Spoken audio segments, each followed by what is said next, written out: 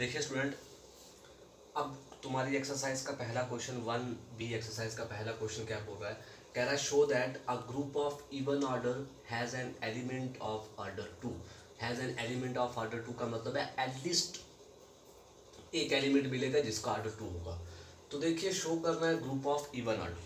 तो मान लेते हैं एक ग्रुप है जिसका मतलब ऑर्डर है 0 1 2 3। तो देखिए इवन है 1 2 3 4। तो मैंने ग्रुप ऑफ ऑर्डर बताया था कि number of elements in a group in a set is known as order of a group. अब वो बोल रहा है कि order of a group even है, तो ये इवन है। तो मान लिया एक इवन कह रहा है ग्रुप ऑफ इवन ऑर्डर, ये जो ग्रुप ऑफ इवन ऑर्डर है इसको शो करना है कि has an element of order 2। कह रहा है कोई एलिमेंट ऐसा होगा जिसका ऑर्डर 2 होगा, तो ये शो करना है। तो देखिए मान लेते हैं जी कोई तुम्हारा ग्रुप है, लेट जी इक्वल टू, ऐसे हम लिख लेंगे let G be a group of even order. एक ऐसा ग्रुप है जो इवन ऑर्डर में है। तो अब देखिए जो भी ग्रुप होगा उसमें एक आइडेंटिटी होता ही होता है, क्योंकि कोई भी ग्रुप है, हर एक ग्रुप की एक ग्रुप में एक आइडेंटिटी तो एग्जिस्ट करती है। मोर देन वन आइडेंटिटी नहीं होता ग्रुप के अंदर, एक ही आइडेंटिटी होती है। मैंने आपको प्रीवियस लेक्चर में बता चुका हूँ कि लेफ्ट आइडेंटिटी हो राइट आइडेंटिटी हो वो हमेशा यूनिक होती है। तो मैंने वो रिजल्ट इसलिए करवाए थे आपको ताकि याद रहे आपको कि यूनिक ही आइडेंटिटी होती है किसी ग्रुप के अंदर। तो मान लेते हैं सपोज एक आइडेंटिटी इसमें, मान लेते हैं इस ग्रुप में 0 आइडेंटिटी है। तो आइडेंटिटी को छोड़कर बाकी जो नॉन आइडेंटिटी एलिमेंट हैं वो क्या हैं, विल बी ऑड, क्योंकि ये ऑड हो गए ना, 1 2 3 बचे भाई। आइडेंटिटी को निकाल कर बाकी जो नॉन आइडेंटिटी एलिमेंट हैं वो ऑड बन गए। तो इट मीन्स हर एक एलिमेंट का, इसका मतलब ये है कि अल्सो ये भी हम जानते हैं कि inverse of each element of G belongs to G. हर एक एलिमेंट का इनवर्स जी का, जी में जी का हर एक एलिमेंट का इनवर्स हमेशा जी में बिलोंग करता है। दैट इज हम ऐसे भी लिख सकते हैं कि अगर ई इनवर्स इक्वल टू ई, ठीक है ना। इसका मतलब ये है कि देखिए आपको प्रूव करना है group of even order has an element of order 2 prove करना है। तो मैंने लिया सेट एक 0 1 2 3 एक इवन ऑर्डर का, ठीक है ना। अब इसमें अगर क्योंकि एक आइडेंटिटी एलिमेंट होती है वो मैंने निकाल दी, एक आइडेंटिटी एलिमेंट को छोड़कर बाकी जो नॉन आइडेंटिटी एलिमेंट है वो विल बी ऑड हो जाएंगे।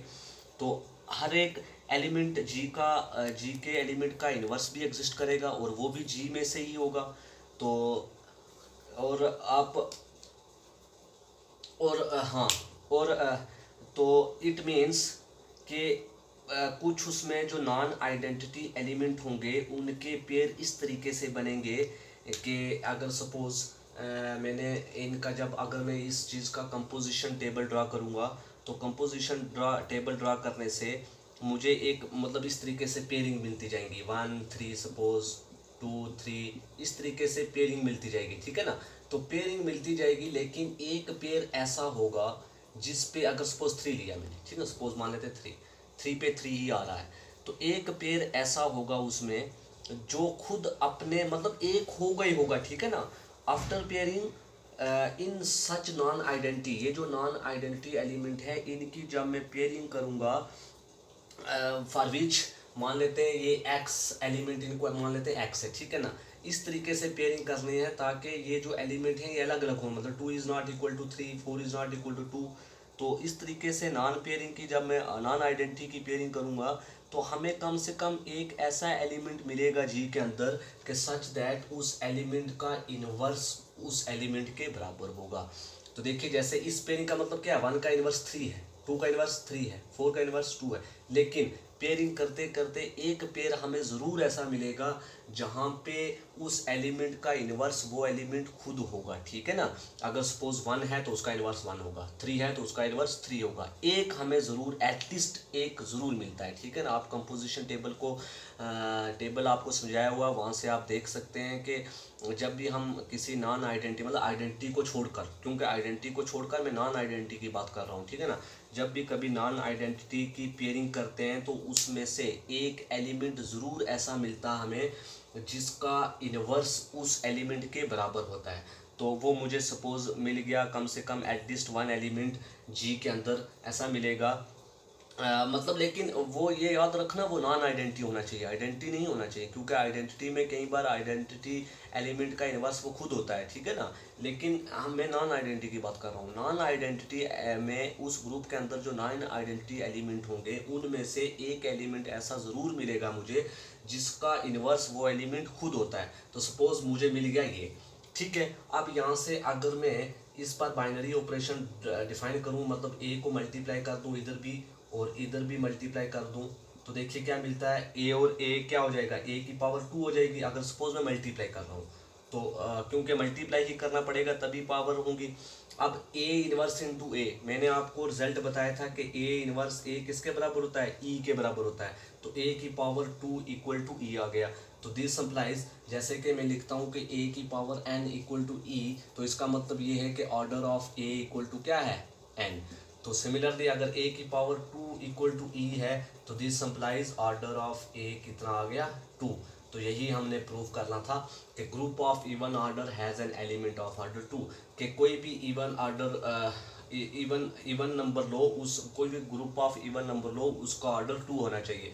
तो a is an even number, क्योंकि मैं इवन नंबर की बात कर रहा हूँ, a क्या है, इस ग्रुप से कोई एलिमेंट है और उस पे उसका ऑर्डर कितना आ गया, 2। तो हैंस द प्रूफ। तो इसका प्रूफ किस तरीके से, बाकी डिटेल में इंग्लिश क्या लिखनी है इसमें, जो इंग्लिश जो मैंने बोला कि क्या लेना है, आइडेंटिटी एलिमेंट लेना है, एक अकर होगा, पेयरिंग अकर होगी जो नॉन आइडेंटिटी एलिमेंट की, सच दैट क्या क्या कंडीशन होगी वो मैं आपको पेज फोटो सेंड कर दूंगा, उससे आप देख सकते हैं। बाकी उसको करना किस तरीके से, वो इस तरीके से, ठीक है ना। क्योंकि कोई भी एलिमेंट ले रहे हैं, कोई भी ग्रुप ले रहे हैं, उसमें आपने नॉन आइडेंटिटी जो एलिमेंट होंगे उनकी पेयरिंग करनी है। उनकी पेयरिंग करते करते कम से कम एक ऐसा पेयर मिलेगा जहाँ पर वो एलिमेंट की, उस एलिमेंट की इन्वर्स इमेज वो खुद होगी, ठीक है ना। तो जब वो खुद होगी तो उससे ये कंडीशन बनेगी और वहाँ से हमें order of that element equal to 2 मिल जाएगा, ठीक है स्टूडेंट। तो आई होप आपको समझ आया होगा। तो अब आज के लिए इतना ही काफ़ी है। अब क्वेश्चन नंबर जो 2 है एक्सरसाइज का, वो सेम इसी तरीके से वो आप खुद करेंगे। क्वेश्चन नंबर 3 भी, 4 भी, 5 भी, 6 मैंने करवा दिया। अभी आपको इससे पहले ऑर्डर निकालना था, तो 7 में भी ऑर्डर निकालना, वो भी मैंने समझाया आपको, 4th रूट ऑफ यूनिटी। तो 8th भी ऐसे है, 9th भी ऐसे ही है। तो ये क्वेश्चन आप लोग खुद करेंगे। और हाँ, लेकिन इनमें से 1-2 मैं करवा के आपको फ़ोटो भेज दूँगा, तो वो आप देखें और समझें। और जो क्वेश्चन नहीं होंगे वो मुझे रिप्लाई ज़रूर करें कि सर ये क्वेश्चन नहीं हुआ, वो मैं करवाऊँगा, ठीक है स्टूडेंट। तो आई होप आपको ये समझ आया होगा कि ग्रुप ऑफ इवन ऑर्डर का एलिमेंट कम से कम तो एटलीस्ट 2 होता ही होता है। तो वो किस तरीके से होता है वो मैंने आपको बताया, और इसको लिखना कैसे है इंग्लिश में वो मैं आपको फ़ोटो पे लिख कर सॉरी पेज पे लिख कर फ़ोटो सेंड कर दूँगा, ठीक है स्टूडेंट। तो थैंक यू। तो बाकी मिलते हैं हम कल के लेक्चर में इंशाल्लाह। तब तक के लिए खुदा हाफिज़।